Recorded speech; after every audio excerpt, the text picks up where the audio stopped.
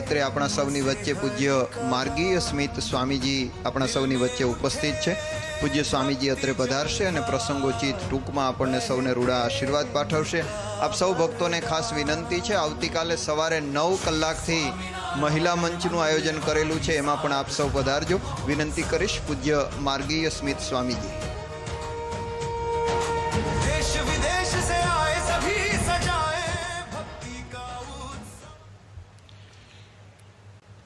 મારી આગળના સંતોએ આપણને જે ઉદ્બોધન કર્યું એને હું અનુસરવાનો પ્રયત્ન કરીશ.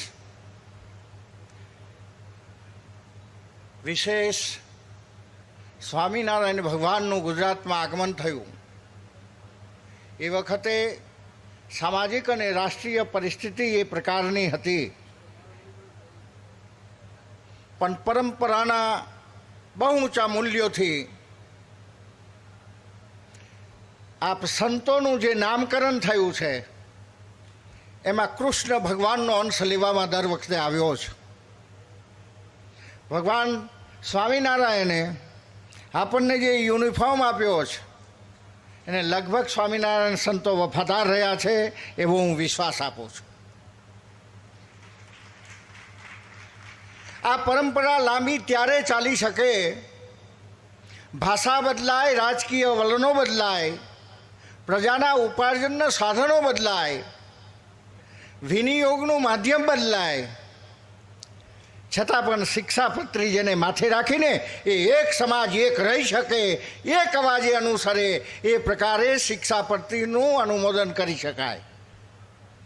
આ પૃથ્વી પર ઇસ્લામ પછી, હસીદ આવ્યા પછી જેની આચારસંહિતા કહી શકાય એવો પ્રકાર હોય તો ગુજરાતમાં સંપ્રદાયો તો બહુ, દેશમાં 127 છે, પણ આચારસંહિતા સ્વામિનારાયણ ભગવાને જે આપી સમાજ માટે, ભક્તો માટે અને સાધુઓ માટે, એને અનુસરતા રહ્યા ત્યારે જ આ ઊંચાઈએ આવા સંતો આપણને મળ્યા.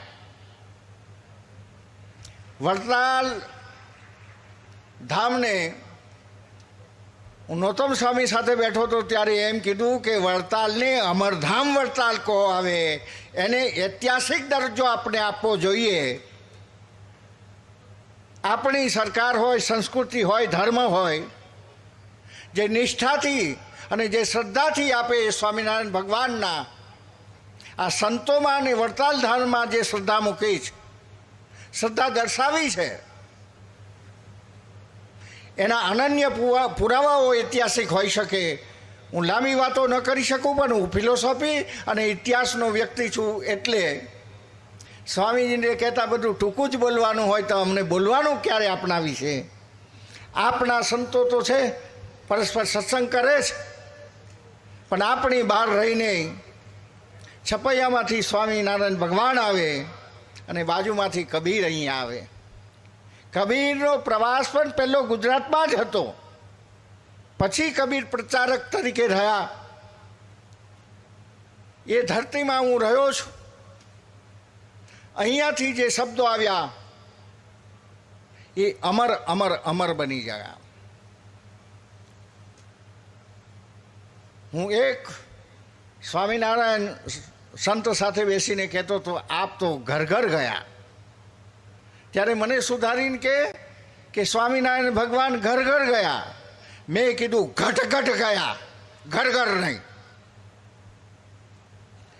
પ્રત્યેક એની આચારસંહિતાને કારણે એ આકાશમાં જઈને ઊભો હોય, ઉપરથી આશીર્વાદ વરસાવે. આજના આ પ્રસંગે વડોદરાની આ પવિત્ર ભૂમિ અને મધ્ય ગુજરાતનું બિંદુ, મહીસાગરનો કિનારો, એના સાનિધ્યમાં આ સંત અને સમાજ ઉત્સવમાં મારે આવવાનું થયું. મારું સૌભાગ્ય છે. હું પ્રાર્થના કરું કે સ્વામિનારાયણ ભગવાન વર્ષે એટલા આશીર્વાદ વરસાવીને આ કાર્યક્રમની સાક્ષી પૂર્ણાને સૌને અમર કરી દે એવા આશીર્વાદ પાઠવે. જય હિન્દ, જય ભારત.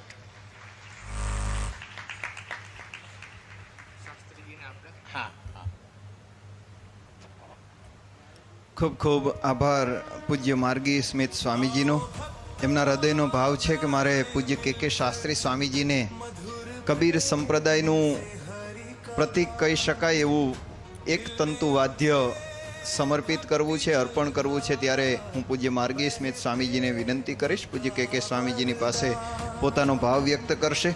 વિનંતી કરીશ પરમ પૂજ્ય શ્રદ્ધેય સ્વામી શ્રી ન્યાલકરણદાસજી સ્વામી આપણા સૌની વચ્ચે પોતાની વ્યાખ્યાનમાળા પ્રસ્તુત કરશે.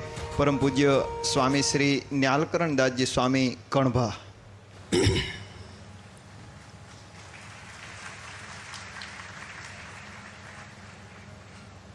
વર્ણિવેશ રમણીયદા